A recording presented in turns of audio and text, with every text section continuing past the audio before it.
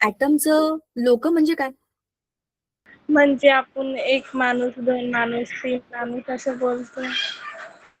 किती अणू आहेत म्हणजे अणूंची संख्या. बरं, चला ठीक आहे.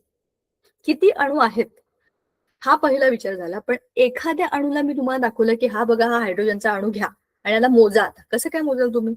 एक अणू दिला मी तुम्हाला, एकच अणू दिला, त्याला मोजायला सांगितलं. काय काय मोजाल त्यातलं? नाही सांगते. अणू किती मोठा आहे, त्या अणूचं वजन किती आहे, ह्या दोन गोष्टी तुम्ही मोजू शकता. त्या अणूचं ऍटॉमिक नंबर किती आहे, म्हणजेच काय, त्याचा अणू अंक किती आहे, अणू वस्तुमानांक किती आहे, त्याची त्रिज्या किती आहे, ह्या सगळ्या गोष्टी आपण मोजतो. आणि हेच द्रव्याचे मोजमाप आहे आणि हेच आपल्या धड्यामध्ये दिलेलं आहे. कारण की द्रव्य खूप छोट्या लेवलला आपण बघतोय. आपण पदार्थाचा अभ्यास त्याच्या अणूच्या लेवलला जाऊन करतोय. मोठ्या गोष्टींना तर आपण किलोमध्ये मोजतो, लिटरमध्ये मोजतो, टनामध्ये मोजतो, डझनमध्ये मोजतो. पण एवढ्या छोट्या वस्तूंना तुम्ही मोजाल कसं? त्याच्याकरता तुमच्याकडे काही वेगळ्या गोष्टी असाव्या लागतील. त्याचीच अभ्यासाची ही सगळी आपण चर्चा याच्यामध्ये करतोय, याची सुरुवात आपण लॉजने केली होती. काही काही त्या द्रव्याच्या मोजमापाचे नियम आहेत, त्या नियमांनी आपण सुरुवात केली होती. त्यातला पहिला नियम जो होता तुमच्या लक्षात आहे का? द्रव्याच्या मोजमापाचा पहिला नियम की तुम्ही पदार्थ म्हणजे द्रव्य बनवू शकत नाही आणि तुम्ही त्याला संपवू पण शकत नाही. द्रव्य अक्षय्यतेचा नियम. एखाद्या रासायनिक अभिक्रियेमध्ये जेवढी काही रिएक्टंट म्हणजे अभिक्रियाकारकांची वस्तुमानाची बेरीज असेल, तेवढीच बेरीज त्याच्या उत्पादितांच्या वजनाची असेल. हा द्रव्य अक्षयतेचा नियम आपल्याला सांगतो. दुसरा नियम आपण पाहिला होता तो होता स्थिर प्रमाणाचा नियम. म्हणजेच कुठल्याही रासायनिक संयुगांमध्ये जी काही त्याच्यामधल्या मूलद्रव्यांची प्रमाणाची संख्या असते ती नेहमी स्थिर असते. कसं? पुस्तकात बघा. इकडे जास्त सोपं होईल. आणि पुस्तक शेअर करते तर जरा माझा कॅमेरा बंद करते, अनस्टेबल होतं कधी कधी नेटवर्क कनेक्शनमुळे. बघा आता द्रव्य अक्षयतेचा नियम. तुम्हाला हे चित्र आठवत आहे का? आपण मागच्या वेळेला ह्या चित्राचा खूप डिटेलमध्ये डिस्कस केलेलं होतं. जरा सांगा बरं मला या चित्रात काय सांगितलंय ते. द्रव्य अक्षयतेचा नियम. हे आकृती दिसते ना 4.1, सांगा.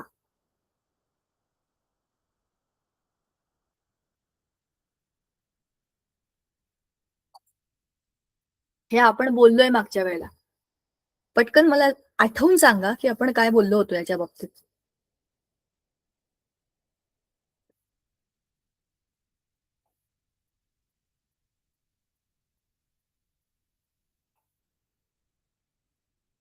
बोला. विसरलात? विसरलो असं तरी बोला. केवढी शांतता. चला थांबा, त्याच्या आधी मीच तुमची मदत करते. मी तुम्हाला म्हटलं होतं माझ्याकडे काही वस्तू आहेत ज्या आपल्या अणूसारख्या आपण घेऊ शकतो. तर तुम्हाला दाखवतेच बघा. हे माझं फेवरेट स्ट्रक्चर आहे. हे अणूसारखं आहे, अणूची रचना. हे मध्यभागी आहे ना, हे अणूचं केंद्रक आहे. आणि हे खड्ड्या खड्ड्यावाली एक रिंग आहे ना, ही पहिली के शेल आहे. इथे दुसरी एल शेल. हा एक अणू आहे आणि हा दुसरा अणू आहे. हे काय आहे सामान? सांगा बरं मला. तुम्ही हे पाहिलंय का कुठे? हो मॅम. कुठे पाहिलंय? डेकोरेशन साठी यूज करतात. नाही, गणपतीच्या डेकोरेशन मध्ये वापरतात. आता हे दोन अणू आहेत, एक हा अणू, एक हा अणू. ह्या दोन अणूंचं कंपॅरिझन करून मला सांगा की तुम्हाला काय समानता दिसते, काही भिन्नता दिसते, काय काय दिसते सांगा. रंग. बरोबर.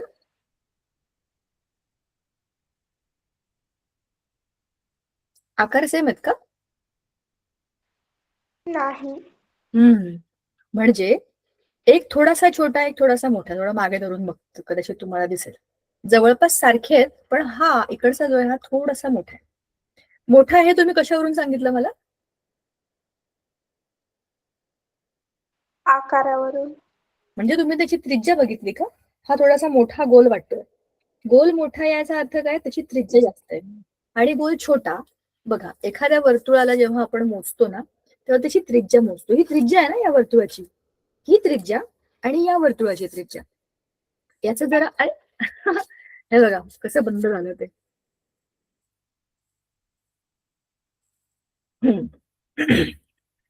ह्या दोन वर्तुळांची त्रिज्या बघितली तर ही त्रिज्या मोठी दिसते, ही त्रिज्या थोडी लहान दिसते, म्हणजेच हा अणू या अणूपेक्षा मोठा आहे, बरोबर की नाही?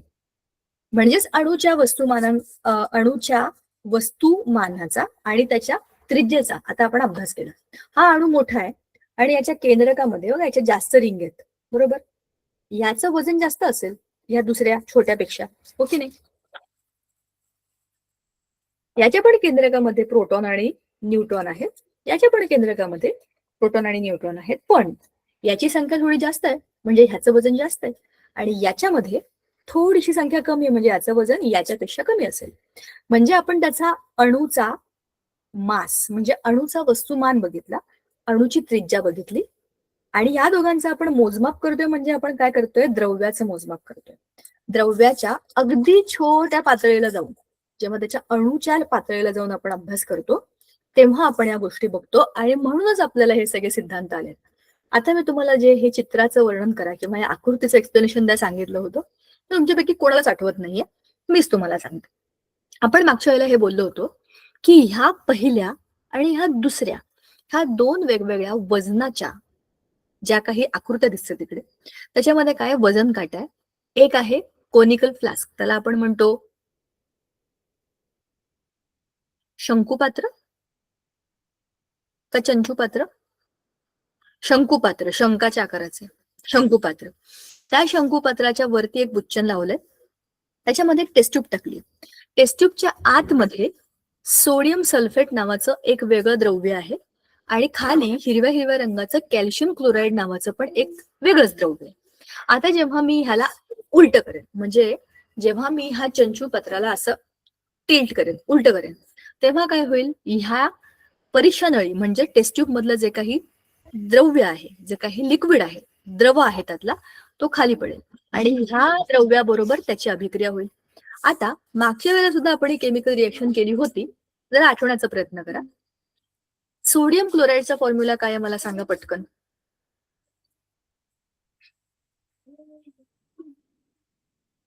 झोपेतनं जागे बा, पटपट उत्तर द्या. सोडियम क्लोराईड म्हणजे NaCl. इथे 2 Na आहेत आणि इथे 2 Cl आहेत. मग Na आणि Cl जेव्हा एकत्र येतील तेव्हा हे 2 NaCl बनवतील आणि ह्याचं द्रावण बनेल. बघा तुम्हाला दिसतंय का, ह्या दुसऱ्या आकृतीमध्ये ह्याच वजन काट्यावर हेच आपलं शंकुपात्र ठेवलंय, पण ह्या टेस्ट ट्यूब मधलं सगळं जे काही द्रावण होतं ते खाली पडलं आणि त्याची उंची वाढली. उंची वाढली, रंग बदलला, कारण की त्यांच्यामध्ये रासायनिक अभिक्रिया झाली आणि ती रासायनिक अभिक्रिया आपण कसं सांगतोय, आपण तिला त्याच्या केमिकल फॉर्मॅटमध्ये लिहितोय. NaCl कसं बनलं, मी मगाशी तुम्हाला दाखवलं, Na2Cl2 आणि मग काय उरलं, कॅल्शियम सल्फेट. कॅल्शियम सल्फेटचा अवक्षेप, अवक्षेप म्हणजे पांढऱ्या रंगाचा खाली खाली खालच्या बाजूला जाणारा थर, त्याला अवक्षेप म्हणतात. तर अशी रासायनिक अभिक्रिया होते. पण याच्यात बघण्याचा मुद्दा असा होता, ही रासायनिक अभिक्रिया तर आपण बघितली, दोनही चित्र बघितली, कशात काय टाकलं, काय झालं, रंग बदलला, सगळं झालं, पण ह्या पूर्णच्या पूर्ण आकृतीमधला सगळ्यात इम्पॉर्टंट प्राईम फॅक्टर आहे वजन. याचं वजन आहे 300.23 ग्रॅम, याचं वजन पण आहे 300.23 ग्रॅम. आता ह्याचा अर्थ काय होतो, हा अभिकारक A आणि टेस्ट ट्यूब मधला अभिकारक B या दोघांच्या वजनाची बेरीज ही हा उत्पादित C याच्या वजना एवढी आहे, बरोबर की नाही? जेवढं द्रव्य ह्या दोघांमध्ये होतं तेवढंच द्रव्य ह्या उत्पादितामध्ये तयार झालेलं आहे. म्हणजेच तुम्ही द्रव्य बनवलेलं नाही, हा C तुम्ही बनवलेला नाहीये, हा या दोघांनी बनवलाय. आणि तुम्ही द्रव्य नष्ट पण केलं नाही, हे गायब झालं नाहीये, हे एकमेकांमध्ये मिसळून तिसरं काहीतरी बनलंय. म्हणजे तुम्ही द्रव्य बनवू शकत नाही आणि तुम्ही द्रव्य नष्ट सुद्धा करू शकत नाही. यालाच म्हणतात अक्षय्य. हे कधीच संपत नाही. क्षय म्हणजे संपणे, अक्षय्य तृतीया म्हणतात ना त्याला, ती हीच आहे, त्याचा कधीच क्षय होत नाही. हाच द्रव्य अक्षयतेचा नियम आहे की तुम्ही कुठल्याही रासायनिक अभिक्रियेमध्ये, तुम्ही कुठल्याही पद्धतीने काहीही बघा, एखादा पेपर तुम्ही जाळला तरी काय होणार आहे, पेपरची राख आणि हवेत गेलेले वायू ह्या सगळ्यांच्या वजनाची टोटल त्या आधीच्या पेपर एवढी असेल. म्हणजेच द्रव्य कधीही संपत नाही. The law of conservation of matter, द्रव्य अक्षय्य असते. असाच एनर्जीचा नियम आहे. एनर्जीला आपण म्हणतो ऊर्जा, बरोबर. ऊर्जा तुम्ही बनवत नाही, ऊर्जा तुम्ही नष्ट करत नाही, ती फक्त एका रूपातून दुसऱ्या रूपात जाते, बरोबर. लाईटातून हीट एनर्जी, आपण जी इस्त्री वापरतो त्याच्यामध्ये लाईट एनर्जी वापरतो, इलेक्ट्रिसिटी, ते एक प्रकारची ऊर्जा आहे. आणि जेव्हा आपली इस्त्री गरम होते तेव्हा त्यातनं उष्णता ही दुसऱ्या प्रकारची ऊर्जा आहे. तर ऊर्जा ही तुम्ही बनवत नाही, तुम्ही नष्ट करत नाही, ती फक्त एका रूपातून दुसऱ्या रूपामध्ये जाते. जसं आपल्या घरातला पसारा, हॉलमधला आपण उचलून बेडरूम मध्ये ठेवतो, बेडरूम मधला उचलून कप्प्यात ठेवतो, पण आपण फेकत नाही. फेकला तरी तो बाहेर कुठेतरी दुसऱ्यांच्या घरी जातो आणि तो तिकडे वापरला जातो. अशा पद्धतीने कचरा हा कधीही संपत नाही, बरोबर आहे की नाही. म्हणजेच द्रव्य अक्षतेचा नियम हा आपल्या मोठ्या ढोबळमानाने आयुष्यामध्ये आपण सगळीकडे बघत असतो, बरं. आता हा नियम आपल्याला कोणी सांगितला, हा आपल्याला सांगितला फ्रेंच शास्त्रज्ञ, कसं लिहितात रे, अॅनत्वान लेवायझिये. मराठीमध्ये किती डेंजर लिहितात, इंग्लिशमध्ये त्याला अँटॉइन लेवॉइझियर म्हणतात. सोपं आहे ना, अँटॉइन लेवॉइझियर. हे अनत्वान वगैरे किती कठीण नाव आहेत, अशी नावं का म्हणतील ना, पण त्याचं मराठी प्रोनाऊन्सिएशन आहे ना ते. आपण जसं की अलेक्झांडरला मराठीमध्ये सिकंदर म्हणतो, काय संबंध, तसंच आहे. पण तसं ते अँटॉइन लेवॉइझर ह्या फ्रेंच शास्त्रज्ञाने, आणि ह्याने इतक्या सोप्या एका वाक्यात सांगितला होता हा नियम, की त्याने काय सांगितलं, रासायनिक अभिक्रियेमध्ये द्रव्याच्या वस्तुमानामध्ये वाढ पण होत नाही आणि घट पण होत नाही. किती सोपं एक वाक्य दिलंय की नाही. त्याच्यावरून आपण तो नियम काढला की द्रव्य ह्याचं टोटल वस्तुमान आणि त्याचं टोटल वस्तुमान हे अक्षय्य असतं, म्हणजेच द्रव्य कधीही संपत नाही. हा पहिला नियम आपण पाहिला होता. दुसरा नियम जो आपण पाहिला होता तो होता स्थिर प्रमाणाचा नियम. म्हणजे मी तुम्हाला मागच्या वेळेला पण हे सांगितलं होतं की पाणी म्हणजे H2O. H2O चं वजन मला सांगा किती असेल. हायड्रोजनचं, एका हायड्रोजनचं वजन असतं 1, ह्याचं वजन 1 आहे, ह्याचं वजन 16 आहे. आता मला सांगा ह्या सगळ्याचं टोटल वजन किती असेल H2O चं.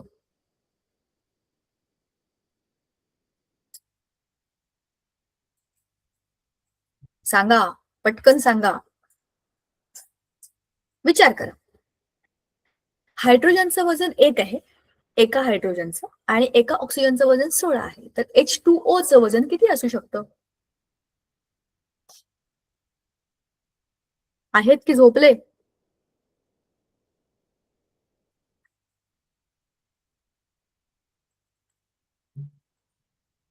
येतंय की नाही.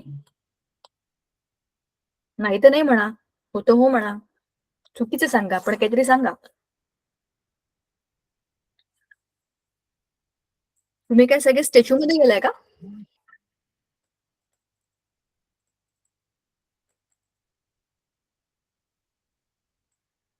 असं काय करताय महिला मंडळी. कोणी या गोष्टीवर विश्वास ठेवेल का की मुली बोलत नाही. चला, 2 हायड्रोजनचं वजन 2 आणि एका ऑक्सिजनचं वजन 16. करा आता बेरीज, सांगा पटकन किती होतं, एवढं तरी सांगा. 15. शाबाश, काय कठीण होतं, खूपच सोपं होतं. बघा कसं काढलं आपण. एक हायड्रोजन म्हणजे 1, मग 2 हायड्रोजन म्हणजे किती, 2. एक ऑक्सिजन 16, म्हणजे तुम्ही फक्त एकच असल्यामुळे 16 लिहिला, टोटल किती झाली, 18 झाली. आता ह्याचा आपण जे काही काय बरं म्हणतो, रेशो काढणार, तर हायड्रोजनचा 2/18, 2 एकूण वजन त्याचं, आणि पूर्ण रेणूचं वजन आहे 18. ह्याला जर मी छोटं केलं म्हणजे डिवाइड केलं, त्याला काय म्हणतात, छोट्या रूपामध्ये टाकलं, 2×9=18, बरोबर. त्याला काय म्हणतात ग, भाग देणे, बरोबर ना. मॅम स्क्रीन दिसत नाही. स्क्रीन दिसत नाहीये, मी शेअर नाही केली की काय. ओ सॉरी सॉरी. अरे मुलींनो, तुम्ही मला हे मगाशी का नाही सांगितलं. एवढ्या वेळ मग मी काय सांगते, तुम्हाला दिसलंच नाही की काय. बघा 16/18, म्हणून तुम्ही बोलत नव्हतात का. Yes ma'am. अगं मुलींनो, किती कुणी मुली आहेत, मला पूर्ण सांगत पण नाहीत. मी विचार करते स्टॅच्यू झाले की काय, पण ठीक आहे. चला आता दिसतंय 2 हायड्रोजनचे 2, 1 ऑक्सिजनचे 16, टोटल झाली 18. हे झालं आपलं एकूण वजन. ह्या वजनी प्रमाणाला आपण त्याचं आता गुणोत्तर प्रमाण काढतोय. 2/18 म्हणजे फक्त हायड्रोजनचं वजन 2/18. फक्त ऑक्सिजनचं वजन किती येईल? 16/18. आता बे 8 16 आणि बे 9 18. काय आला याचा रेशो? म्हणजे याचं काय म्हणतात प्रमाण किती आलं? 9 तर दोघांचाही छेद आहे हा सारखाच येणार आहे. वरचं काय आहे? 1:8 म्हणजे 1 हायड्रोजन असेल तर 8 वजनाचा ऑक्सिजन त्याच्यामध्ये जाईल. आणि हे वजनी प्रमाण H2O ह्या रेणूच्या बाबतीमध्ये कायम हेच राहील, हे कधीच बदलणार नाही. हा याचा अर्थ आहे. सोप्या भाषेत त्याचा अर्थ असा होतो की H2O म्हणजे 2:1 हे प्रमाण पाण्याचं हे फिक्स आहे. मग हे पाणी माझ्या घरातलं असू द्या, तुमच्या घरातलं असू द्या, तुमच्या शाळेतलं असू द्या, अमेरिकेतलं असू द्या, आरोचा असू द्या, गटारीतला असू द्या, नदीचा असू द्या, समुद्रातलं कोणाचाही असू द्या, पाण्याचा 2:1 हा जो काही रेशो आहे हा फिक्स आहे. त्यातलं वजनही फिक्स असणार आहे. हा स्थिर प्रमाणाचा नियम आपल्याला सांगतो. पण आपला हा जो वरचा अँटॉईन लेवॉइझर हे जे ऍक्च्युली आपण असं एकेरी नाही म्हणायला पाहिजे ना, त्यांना रिस्पेक्टफुली म्हणायला पाहिजे. हे जे काही शास्त्रज्ञ आहेत त्यांनी केलेल्या भारी भारी गोष्टी बघा. रसायनशास्त्रातल्या खूप जुन्या फंडामेंटल गोष्टी त्यांनी शोधल्या म्हणून त्यांना रसायनशास्त्राचा जनक असं म्हणतात. बाबा, जनक म्हणजे बाबा.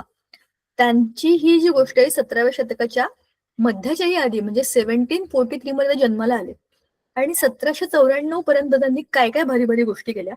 त्यांनी ऑक्सिजन आणि हायड्रोजन ही नावं ठेवली त्या गॅसेसना.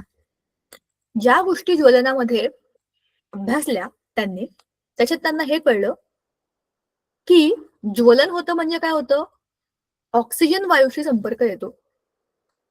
त्या काळामध्ये हवेमध्ये एवढे वायू असताना ऑक्सिजन कोणता हायड्रोजन कोणता हे शोधणंच कठीण आहे. त्यात पण ज्वलनामध्ये ऑक्सिजन असतो हे शोधणं म्हणजे एकदम ब्राईट काम आहे. स्टार वर्क आहे, स्टार.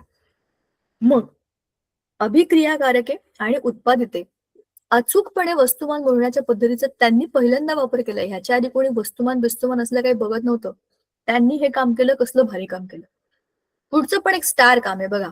पाणी हायड्रोजन आणि ऑक्सिजन यांच्यापासून बनलेलं आहे. ह्याचा शोध जगात पहिल्यांदा कोणतरी ही गोष्ट सांगितली की पाणी म्हणजे हायड्रोजन आणि ऑक्सिजन यांच्यापासून बनलेलं एक काहीतरी कंपाऊंड आहे. कंपाऊंड हे नाव नसेल दिलं, पण पाणी बनलंय ह्या दोघांपासून हे सांगणंच एक मोठी गोष्ट आहे. वस्तुमान कायम राखले जाते हा पहिला नियम त्यांनी वरचा जो आपण बघितला ना, द्रव्य अक्षतेचा नियम, हा त्यांनी दिलेला आहे. आणि संयुगांना पद्धतशीर नावं दिली. सल्फ्युरिक ऍसिड हे त्यांनी दिलेलं नाव आहे. जे आपण म्हणतो ना सल्फ्युरिक ऍसिड, सल्फ्युरिक ऍसिड त्यांनी दिलेलं नाव आहे. हे किती जुनं आहे. कॉपर सल्फेट त्यांनी दिलेलं नाव आहे. मग 1789 मध्ये एलिमेंटरी ट्रिटाईज ऑन केमिस्ट्री आधुनिक रसायनशास्त्रातला पहिला ग्रंथ या माणसाने लिहिला. म्हणूनच यांना आपण केमिस्ट्रीचे बाबा म्हणतो, जनक. भारी ना. चला तुम्हाला होमवर्क यांच्यावरती एक छोटासा रिसर्च करायचा आणि मला पुढच्या वेळेला काय नवं कळलं ते सांगायचं.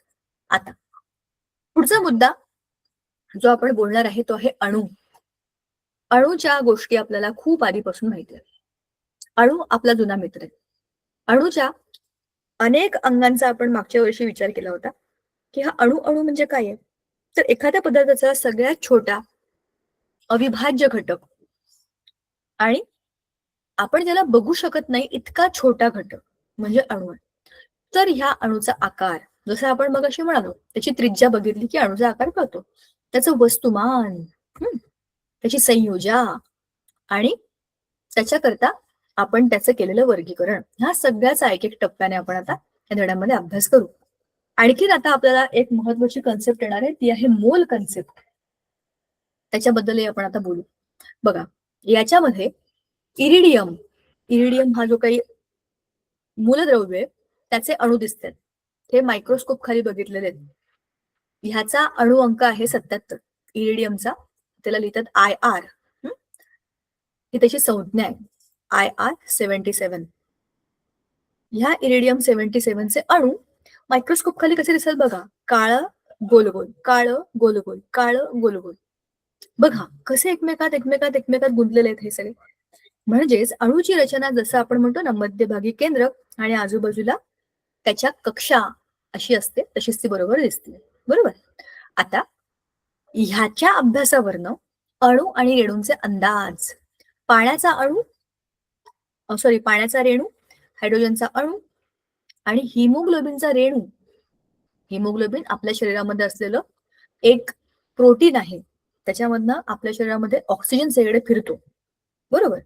थोडक्यात आपण ह्या सगळ्याची त्रिज्या ही नॅनोमीटर मध्ये बघणार आहे. नॅनो म्हणजे 10⁻⁹ 9 वरून NM असं लक्षात ठेवायचं. आपण 1 मीटर अंतर, 1 किलोमीटर अंतर, 1 सेंटीमीटर अंतर, 1 मिलीमीटर अंतर असं मोजतो. पण त्या 1 मीटरचा 10⁹ म्हणजे 10⁹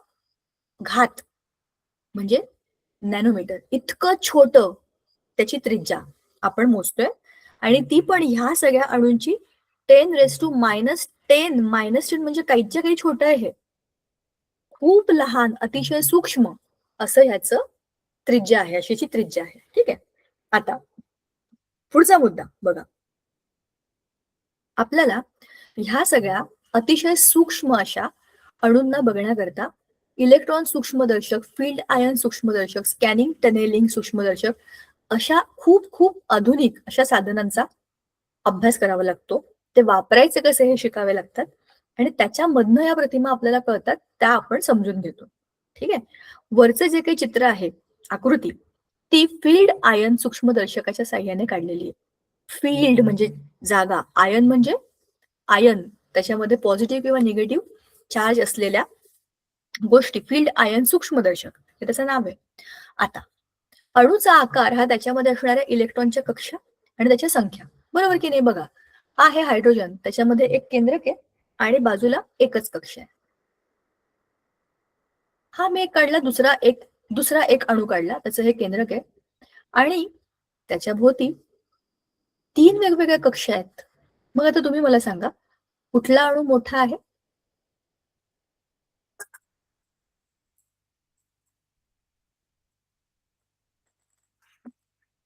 हा आहे ए, हा आहे बी. सांगा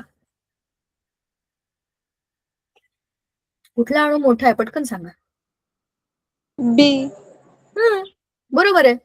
जरी हे नीट वर्तुळ दिसत नसतील तरी जसं आपण मगाशी बघितलं, याची त्रिज्या आणि याची त्रिज्या याचंच कंपॅरिझन करणार ना आपण. म्हणजेच काय, बाह्यतम कक्षेपासून केंद्रकाचं किती अंतर आहे, त्यालाच तर आपण त्रिज्या म्हणतो की नाही. मग ह्याची त्रिज्या आणि ह्याची त्रिज्या याचा आपण करणार अभ्यास, तुलना करणार, कोणता छोटा कोणता मोठा हे त्याच्या त्रिज्येवरून ठरणार. बरोबर. म्हणजेच काय, सोडियमच्या अणूपेक्षा मॅग्नेशियमचा अणू लहान आहे. म्हणजेच काय आहे, ह्याची त्रिज्या ही सोडियमपेक्षा छोटी आहे. बरोबर. आता हे झालं त्याच्या आकाराचं, किती मोठा किती छोटा, त्याला आपण आर फॉर रेडियस असं म्हणतो. दुसरी गोष्ट जी आपण मोजणार आहे ती आहे मास ऑफ ॲटम. एखाद्या अणूचं वस्तुमानांक आपण कसा काढतो. आपल्याला माहितीये, अणूच्या केंद्रकामध्ये प्रोटॉन आणि न्यूट्रॉन असतात. त्या प्रोटॉन आणि न्यूट्रॉनची संख्या तुम्ही जर ऍड केली, म्हणजे त्यांची बेरीज केली, तर तुम्हाला जे काय मिळतं ते त्या अणूचं वस्तुमान असतं. बरोबर. तर त्याच्या या अणू वस्तुमानांकामध्ये त्या अणूमध्ये किती न्यूक्लियॉन किंवा किती छोटे छोटे पार्टिकल्स ज्याच्यापासून अणू बनलाय, अतिसूक्ष्म कण आहेत हे समजतं. ज्यांच्या प्रोटॉन आणि न्यूट्रॉनची संख्या 20 आहे, 20 अधिक 20, त्यांच्या केंद्रकाचं वजन किती असेल सांगा बरं मला आता. 20 प्रोटॉन आणि 20 न्यूट्रॉन, किती वजन असेल? 40. परफेक्ट. एकामध्ये आहे 20, एकामध्ये आहे 21, किती असेल? 41. बरोबर. आता 20 प्रोटॉन आहेत आणि 21 न्यूट्रॉन आहेत, तर हे 20 प्रोटॉन म्हणजेच याच्याच अणूचा जुळाभाऊ, म्हणजे काय, त्याचं समस्थानिक आहे. बरोबर. प्रोटॉनची संख्या म्हणजेच इलेक्ट्रॉनची संख्या आणि म्हणजेच हा याचा आहे ऍटॉमिक नंबर, म्हणजे याचा अणू अंक 20 आहे. पण अणू अंक 20 असला तरी वजन वेगवेगळं असू शकतं, समस्थानिक आहे. बरोबर. पण वस्तुमानांकामध्ये आपल्याला काय बघायचंय, केंद्रकाच्या मध्ये किती लोक जाऊन बसलेली आहेत त्या सगळ्यांची बेरीज करायची. म्हणजेच आपण त्याचं वजन काढलं. आता हा इतका छोटा अणू आहे, त्याचं तुम्ही वजन काढणार कसं? बघा, आपण जेव्हा वजन काटा करतो, बघतो, आपण जेव्हा भाजी बिजी घ्यायला जातो बघा, इकडे एक टोपली असते, इकडे एक टोपली असते. ह्या टोपलीमध्ये ते आपलं वजन ठेवतात. आपण सांगितलं 1 किलो बटाटे द्या, तर तिथे ते 1 किलोचा वजन ठेवतात. आणि इथे मग आपण काय करतो, बटाटे टाकतो. 1 बटाटा, 2 बटाटे, 3 बटाटे, 4 बटाटे. मोठे असेल तर ते वजन खालीवर खालीवर खालीवर होतं आणि मग त्याला बॅलन्स करतो. म्हणजे 1 किलोला 1 किलोचं वजन हे कसं काय स्थिर राहील हे बघतो. यालाच आपण काय म्हणतो, सापेक्ष वस्तुमान. कशाच्या तरी तुलनेत तुम्हाला हे मोजायचंय ना. मग तुलना कोणाबरोबर करणार तुम्ही? तुम्हाला आता अणूचं वजन मोजायचंय. अणूचं वजन तुम्ही किलोमध्ये मोजाल का? अरे त्याची त्रिज्याच 10⁻⁹ इतकी छोटी आहे, इतका छोटा आहे तो, की तुम्ही त्याचं वजन मोजणार कसं? त्याच्याकरता सुरुवातीला आपण एक असं एकक धरलं आणि ते होतं हायड्रोजनचं. आणि हे सगळ्यात चांगलं आहे. हायड्रोजन अणूचं जे काही सापेक्ष वस्तुमान आपण घेतो ते एक असतं, कारण हायड्रोजनचं वजनच एक आहे, हायड्रोजन 1. बरोबर, असं लिहितो की नाही आपण? त्याच्यामुळे हे सगळ्यात पहिलं त्याचं कॅल्क्युलेशन होतं, की वजन कसं मोजायचं, हायड्रोजनच्या कंपॅरिझन मध्ये मोजायचं. पण आता या हायड्रोजनचे आणखीन 2, जसं मी तुम्हाला म्हटलं, ह्याचे आणखीन ड्यूटेरियम आणि ट्रिटियम अशी 2 समस्थानिकं मिळाली. 2 आणि 3. ठीक आहे. ह्याच्यामध्ये प्रॉब्लेम काय झाला आता? आहेत हायड्रोजन सारखंच, पण वजन वेगवेगळं आहे. वजनामध्ये गोंधळ झाला तर हायड्रोजनला कसं घ्यायचं? हा प्रॉब्लेम आला, म्हणून हायड्रोजनला नंतर बदललं. आता हायड्रोजनला आपण घेऊ शकत नाही, तर मग काय करायचं? नायट्रोजन घेऊन बघू. मग नायट्रोजनला आपण जर घेतलं तर त्याचं वजन हे 14 पट जास्त आहे हायड्रोजनपेक्षा. बरोबर? म्हणजेच आता तुम्हाला वजन करताना काय बघावं लागेल? एका नायट्रोजनचं वजन 14 आहे, तर ह्या दुसऱ्याचं वजन किती? बरोबर, असं गणित करावं लागेल. नायट्रोजनचं गणित पण त्यांना काही फारसं आवडलं नाही. कोणाचं? वैज्ञानिकांचं चाललंय, ज्यांनी ही गोष्ट शोधली ती. म्हणजेच काय, ह्या गोंधळामुळे 14 नंबरमुळे खूप सारे अणुवस्तुमानं ही अपूर्णांकाची आली. अपूर्णांक म्हणजे डेसिमल, 3.14 असं वगैरे वजन यायला लागलं. खूप साऱ्या मूलद्रव्यांची वजनं अशी अपूर्णांकामध्ये आली नायट्रोजन घेतल्यामुळे. मग आपण आता याला पण बदलून टाकू, असा विचार झाला. ह्याला बदललं, नायट्रोजनला बदललं, मग आता कोण? अशा वेळेला ते म्हणतात ना, दुखियारो का मदतगार कार्बन. कार्बन कार्बन जिथे कमी तिथे कार्बन. केमिस्ट्रीच्या भाषेमध्ये कार्बन हा अडीनडीला मदत करणारा असा आहे. मग त्याचा विचार केला संदर्भ म्हणून. संदर्भ म्हणजे जसं इथे वजन काट्यामध्ये आपण 1 किलो ठेवलंय ना, तसं इथे वजन काट्यामध्ये कार्बनचं वजन ठेवायचं, त्याच्या तुलनेमध्ये इतरांचं काढायचं. आता कार्बनचं वजन आहे 12, म्हणजेच 12 गुणिले 1/12 म्हणजेच 1 ना. असं तुम्ही इकडे ठेवणार आणि इथे दुसऱ्याचं वजन ठेवणार. थोडक्यात तुम्ही काय करताय, पुन्हा एकदा हायड्रोजन सारखंच करताय, पण सरळ नाही खायचा घास, असा गोल फिरून खायचा आणि मग म्हणायचं आम्ही वजन काढलं, पण कार्बनच्या मदतीने काढलं. हायड्रोजनचं सुखासुखी काढलं असं तर काही प्रश्न होता का? नाही. पण त्याचे 2 वेगळी समस्थानिकं मिळाली. कार्बनचे स्वतःचं पण एक समस्थानिक आहे. एक काय 2 आहेत. मग तरीही आपण कार्बनला घेतलं, तर हे सापेक्ष वस्तुमान आता आपण कार्बनच्या हिशोबाने काढतो. ठीक आहे? आता हे सगळं जरी असलं तरी आपल्याला वरच्या गोष्टीशी काही देणं घेणं नाही. आपल्याला माहिती असावं म्हणून ती माहिती दिलेली आपल्याला, की आधी हायड्रोजन घेतला, मग नायट्रोजन घेतला, मग कार्बन घेतला आणि त्यांच्या हिशोबाने आपण वजन काढतोय. तर आता ह्याच्यामध्ये आपल्याला मूलद्रव्य आणि सापेक्ष वस्तुमान दिलेले आहेत बघा. हायड्रोजनचं किती आहे? 1. हेलियमचं किती आहे? 4. लिथियम 7, 9, 11 ही आपल्याला दिलेली वस्तुमान आहेत. बाकीची तुम्हाला शोधायची आहेत. ती तुमची तुम्ही शोधा आणि हा टेबल पूर्ण करा. पुढचा मुद्दा जो आपल्याला बघायचा आहे तो आहे हा. आजकाल आपण एखाद्या अणूचं वस्तुमान जे काढतो ते आपण किती वस्तुमान आहे हे सांगण्याकरता डाल्टन असं म्हणतो, पण लिहितो यू. म्हणजे युनिफाईड मास. बरोबर. किलो, जसं आपण म्हणतो 1 किलो गहू द्या, 1 पाव गूळ द्या. बरोबर. तर हे किलोचं प्रमाण आहे ना, किलोचं प्रमाण. त्या किलोच्या प्रमाणामध्ये 1 युनिट म्हणजे किती आहे? 1.66 इंटू 10⁻27 इतकं कमी आहे किलोमध्ये हे बघितलं तर.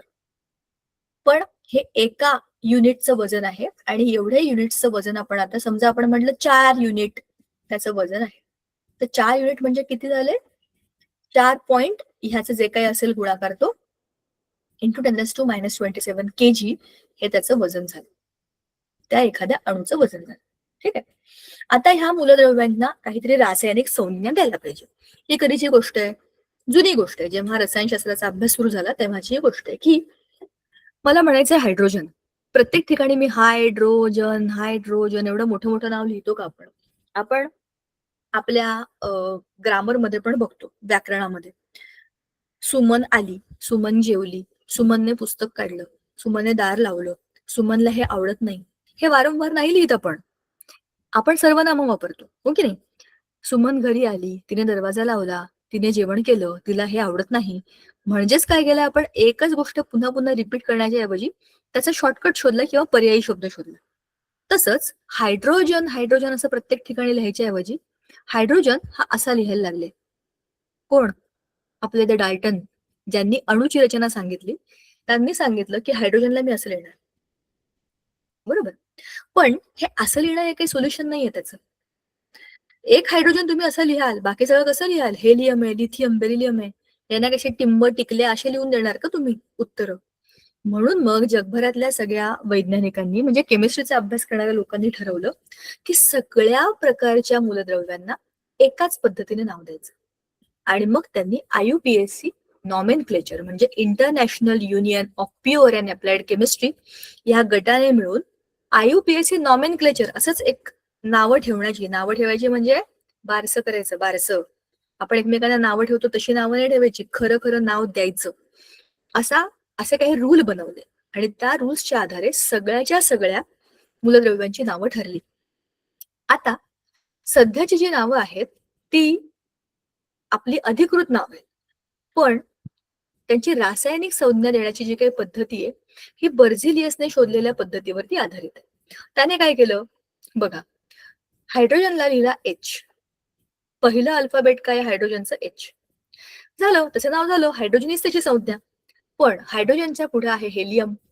आता हेलियमची सुरुवात पण H नेच झाली ना, पण H हे अल्फाबेट तर हायड्रोजनने घेतलं होतं. मग हेलियम मी कसं लिहिणार? त्याच्या पुढचं अल्फाबेट मी घेणार हेलियम. बरोबर. म्हणजेच काय, ह्याचा नावांचा शॉर्टकट देण्याचा जो काही तरीका होता हा त्याच्याच नावाच्या स्पेलिंगचा अभ्यास करून होता. बरोबर. म्हणजेच काय, नाव आपल्याला छोट्या शॉर्टकट मध्ये लिहायचंय. हायड्रोजनला मी H लिहिणार, हेलियमला मी HE लिहिणार, नायट्रोजनला मी N लिहिणार. हे करून माझं काम सोपं होतं ना, आणि जगभरामध्ये सगळ्यांना ते माहितीये.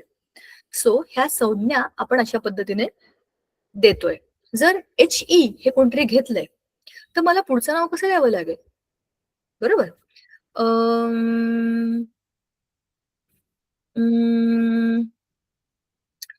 पिरियॉडिक टेबल बघायचं का आपण? त्याच्यामध्ये अशी खूप सारी नावं आहेत, के वरून सुरू झालेली किंवा ठीक आहे, दाखवतेस तुम्हाला, म्हणजे आपल्या ह्या प्रश्नाचं उत्तर सुटेल. म्हणजे तुम्हाला मला 2-3 उदाहरणं सांगता येतील. हे बघा आलं इकडे. बघा आता आता याच्यामध्ये एकाच अल्फाबेट वरून सुरू होणार आहे. आता सी बघा, सी कार्बनने घेतला, सी कार्बनने घेऊन टाकला. सगळ्यात पहिल्यांदा आलेला मूलद्रव्य येते सी वरून सुरू होणार, त्याने कार्बन घेतलं. पण पुढे आला कॅल्शियम. कॅल्शियमच्या नावाची सुरुवात पण सी ने होते ना, पण सी तर कार्बन आहे. मग आता कॅल्शियम मी काय करणार? तर कॅल्शियमच्या पुढे जे दुसरं अल्फाबेट आहे CA, ते मी कॅल्शियम CA असं करून टाकलं. पुढे आला क्रोमियम. क्रोमियम मध्ये पण सी आहे, पण CH न घेता मी घेतला CR, कारण ते क्रोमियमचा इंडिकेटर आहे. मग मी घेतला पुढे कॉपर. कॉपर आला बघा. कॉपर खरं तर CO असायला पाहिजे, पण नाहीये, कारण की त्याचं ओरिजिनल लॅटिन नाव आहे क्युप्रस, म्हणून ते CU झालं. आता पुढे क्लोरीन पण आहे. क्लोरीन CH असायला पाहिजे ना, पण तसं नाही न घेता Cl असं घेतलं. हे असंच का घेतलं, HS का नाही घेतलं, अमुकच का नाही घेतलं, हे आपण ठरवलेलं नाहीये. हे ठरवण्यामागे त्यांची काही कारणं आहेत की अशा पद्धतीने दुसरं तिसरं किंवा एखादं असं प्रॉमिनंट वेगळं असं काहीतरी आपण ते घ्यायला पाहिजे आणि मग त्याला डिनोट केलं पाहिजे त्या नावाने. तुमच्यापैकी आता बघा, समजा श्रेयाचं नाव आहे श्रेया गायकवाड, शॉर्टकट केलं तर काय होईल, SG होईल की नाही, आपल्या नावाचं शॉर्टकट. तर याचा अर्थ काय आहे की ह्यातनं आपलं काम सोपं झालं, बरोबर. अशा पद्धतीने ह्या पिरियॉडिक टेबलमध्ये सगळ्या नावांना आपण बघतो आणि आपल्याला कळतं की त्याच्या संज्ञा दुसऱ्या तिसऱ्या किंवा विशिष्ट अक्षरांची बनलेल्या असतात, बरोबर. आता कसं लिहायचं, पहिलं जे काही अक्षर आहे, पहिलं इंग्रजी अक्षर हे कॅपिटलच लिहायचं मोठ्या लिपीत आणि दुसरं हे नेहमी स्मॉलच लिहायचं, हा नियम आहे. आता अनेक रेणू आपल्या आजूबाजूला असतात. हा आहे एक हेलियमचा रेणू. मग मी लिहिला नायट्रोजनचा रेणू. मग मी लिहिला मिथेनचा रेणू. इथे तुमच्या समोर 3 वेगवेगळ्या प्रकारचे रेणू आहेत. तुम्ही म्हणाल काहीतरी काय बोलताय, हेलियम हा काय रेणू आहे का? हेलियम हा तर अणू आहे. पण हेलियम हा एक काय बरं म्हणतात त्याला, झिरो ग्रुप एलिमेंट आहे. म्हणजेच काय आहे तो, काय रे त्याला मराठीत काय म्हणतात मला माहित नाही. त्यांना इनर्ट गॅसेस म्हणतात. ते कोणाही बरोबर रिएक्ट करत नाही. तर असे जे काही अणू असतात तेच त्यांचे रेणू असतात, बरोबर. त्यांना आपण एक अणू रेणू असं म्हणतो. एकच अणू आहे तोच त्याचा रेणू आहे. हेलियम, अर्गॉन, निऑन हे सगळे जे शेवटच्या गटातले होते ना, ते सगळे परत पिरियॉडिक टेबल काढायला लागेल मला, थांबा. आणि तुम्हाला दाखवलं तर जास्त सोपं जातं, मला पण इझी पडतं ते एक्सप्लेन करायला. बघा, नाही नाही नाही, नॉट नाव, बाद में बाद में बाद में. ठीक आहे, हे बघा, हे सगळेत ना, हेलियम, निऑन, अर्गॉन, क्रिप्टॉन, हे सगळेच्या सगळे ही गुलाबी पट्टी जी आहे ना, हे सगळे कोण आहेत, एक अणू रेणू. एकच अणू आहे त्यांचा, तोच त्यांचा रेणू आहे. मग तुम्हाला मी दुसरं जे उदाहरण दिलं आहे ते आहे N2. N2 सारखा आहे O2, H2, बरोबर.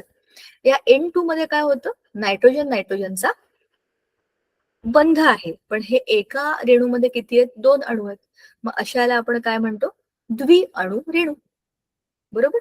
द्विअणू रेणू, 2 अणूंनी बनलेला रेणू. आणि हा बघा, याच्यामध्ये एकूण किती रेणू आहेत, 1 कार्बन आणि 3 हायड्रोजन, म्हणजे एकूण किती, 4 अणू आहेत. ह्याच्यामध्ये 2 अणू आहेत आणि याच्यामध्ये एकच अणू आहे. हा एक अणू रेणू, हे द्विअणू रेणू, आणि ह्या बहुअणू रेणू, बहु म्हणजे खूप, दोघाहून जास्त. अशा पद्धतीने वेगवेगळ्या प्रकारचे अणू आणि रेणू आपल्या आजूबाजूला असतात आणि ती संयुग बनूनच त्याची रेणू बनतात, बरोबर. आता ह्यांच्या रासायनिक अभिक्रिया होतात आणि त्यांची रेणू बनतात, ते आपण नंतर बघू. पण आता मोल ही संकल्पना आपल्याला समजून घ्यायची आहे. ही संपली की आपण आज थांबणार. मोल म्हणजे काय, आयुष्यामध्ये काही गोष्टींचं फार मोल असतं. त्यातलीच एक महत्वाची गोष्ट म्हणजे रासायनिक अभिक्रियेतलं मोल. तुम्ही आयुष्यात बाकी 1000 गोष्टी विसरलात तरी चालेल, तुमच्या आवडत्या पिक्चरची स्टोरी विसरलात तरी चालेल, आवडतं गाणं विसरलात तरी चालेल, पण मोल कन्सेप्ट आयुष्यात कधी विसरू नका. जर तुम्ही केमिस्ट्री घेतलं तर मोल तुम्हाला म्हातारा होईपर्यंत तुमचा पिच्छा सोडणार नाही, एवढी महत्वाची कन्सेप्ट आहे. आणि जेव्हा ही पुढे येते की नाही केमिस्ट्रीमध्ये, तेव्हा मुलांचं डोकं फिरतं, कारण की लक्षातच नसतं, हे 9वीला ऑलरेडी आलेलं असतं, पण आपण त्याला खूप हलक्यात घेतो. खरं तर हे खूप सोपं आहे. बघा, आता H2O चा रेणू आपण मगाशी बघितला, आपण त्याचं कॅल्क्युलेशन केलं, आपण वजन काढलं होतं, बरोबर आहे की नाही. हे 2 अधिक हे 16, किती आलं होतं सांगा मला H2O चं वजन.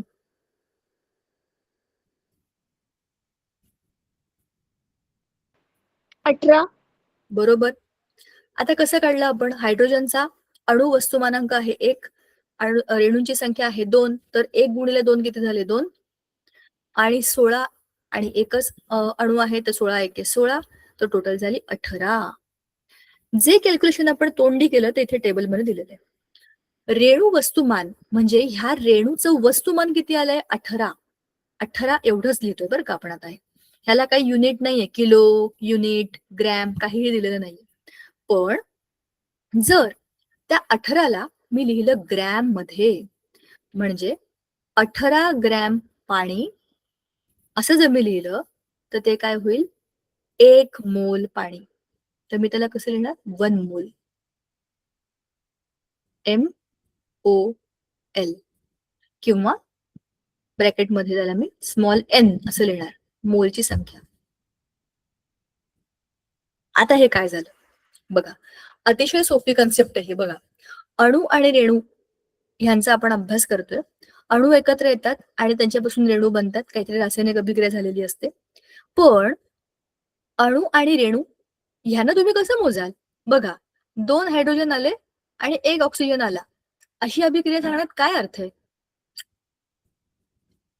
हे तुम्ही कधी सांगू शकता जेव्हा तुम्ही त्यांचे अणू दाखवता, बरोबर ना. 2 हायड्रोजनचे अणू आले आणि 1 ऑक्सिजनचा अणू आला आणि त्याच्यामधनं काय बनलं, 1 पाण्याचा रेणू बनला.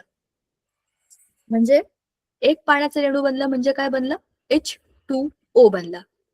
पण हे सांगताना मी कसं सांगणार, 2 हायड्रोजन आले आणि 1 ऑक्सिजन आला,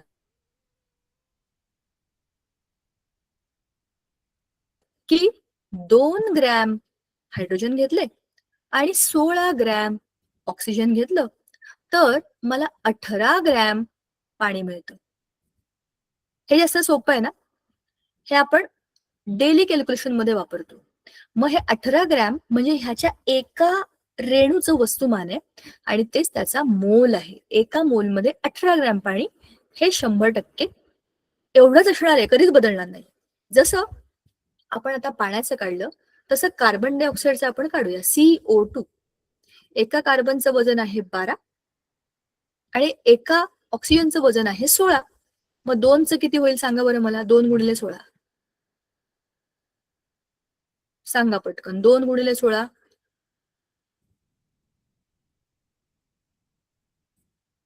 32. बरोबर.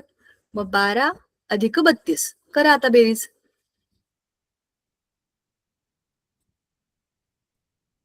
44. करेक्ट. मग 1 मोल कार्बन डायऑक्साईड म्हणजे मी काय सांगणार, 44 ग्रॅम कार्बन डायऑक्साईड. हा कार्बन डायऑक्साईड 44 ग्रॅम म्हणजे किती आहे, 1 मोल कार्बन डायऑक्साईड आहे. बरोबर की नाही. किती सोपं आहे हे, कठीण आहे का मला सांगा बरं. पण हे कळलं पाहिजे. मग 1 मोल कसं काढायचं, त्याचा रेणू वस्तुमानांक काढायचा आणि त्याला ग्रॅम लिहून टाकायचं की झालं 1 मोल, त्या वस्तूचं 1 मोल. ठीक आहे. मोलची कन्सेप्ट आज संपली. पुढच्या वेळेला आपण ॲव्होगॅड्रो नंबर बघणार आहे. ही आणखीन एक महत्वाची कन्सेप्ट आहे आणि त्याच्यानंतर पुढचा धडा अतिशय सोपा. ठीक आहे. चला पुढच्या वेळेला भेटूया आणि पुढच्या मुद्द्याचा अभ्यास करूया. तोपर्यंत thank you so much. Bye bye. Bye bye. Ma'am. Good night. Bye bye. Ma'am.